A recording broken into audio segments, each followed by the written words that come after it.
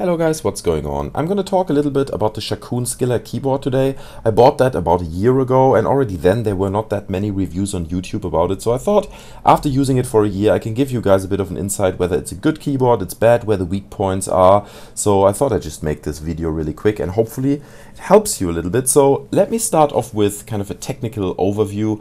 On the very left there you can see 5 buttons and those are basically for some of your Windows controls.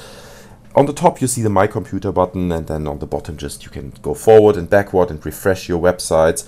To be honest, I don't use them so much, and I found out that when you use them, these buttons are very flimsy and they tend to get stuck sometimes and don't come back up, and they need a bit of wiggling back and forth so they come back up. On the very top you see there 5 more buttons that also are for your Windows input. It's the My Computer, Email, Search, Calculator and Media. You know, it goes to My Computer, it opens your email client, it basically does what it promises, and it worked without installing the drivers. On the very right there and on the top right you see a few more buttons: Previous, Next, Wake Up, Sleep Mode and Power. And there's one problem with that set of keys actually. It's the power button up there, because sometimes you want to press the print key when you kind of want to do a screen grab or something and you accidentally hit the power key and then your whole machine shuts down within a second, and that's not really helpful, so you might want to deactivate those. And on the right you just see some media player controls like stop, pause, volume control and mute. Overall, it's not a bad keyboard. When you receive it, it comes with a little bag of additional buttons that you can put in. You get the WASD buttons and the arrow keys as rubberized buttons.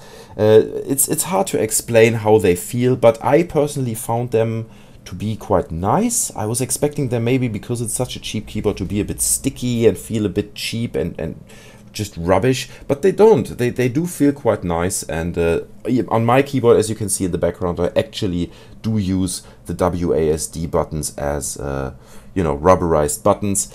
I can show you a little bit more detail here. You can see they do have a bit of a texture to them, and when you take out the keys, the original ones, you just basically push these ones in. You can see on the back there's a little clipping mechanism, and that works surprisingly well actually. So the way that works is it comes with this little clam, or however you want to call it, and you push this just down on your key that you want to remove, and it hooks into it, and when you pull it out, the key comes out really easily. It's absolutely no problem, and I didn't make any experience that anything breaks, and I've replaced the keys, you know, at least 10 times for the WASD keys, put the other ones back in and played around, so it did work quite well. When you want to put the other key in, you don't have to use this little clam.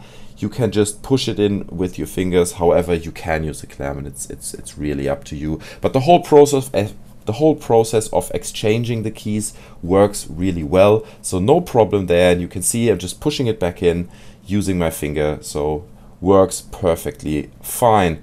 So looking on the back of the keyboard, like every other keyboard, you have this little stance that push the keyboard at a bit of an angle.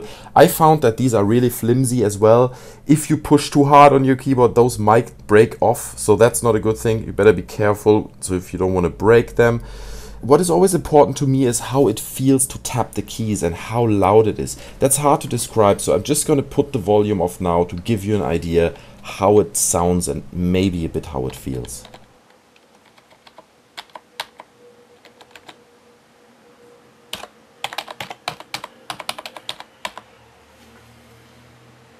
So the buttons do have a bit of a soft push point really, and that's the thing that I'm talking about now, is the thing that most people are upset about in forums and so on, and that is the Skiller logo in the very front. This is LED lit and cannot be turned off, whether it's with software or, you know, you can probably open the keyboard and cut the cable, and that would probably be the only way. Otherwise this light is always on and it doesn't come off, even if the computer is switched off. So overall guys, I can recommend this keyboard. I use it since a year and I'm really happy with it. I haven't had any problems whatsoever.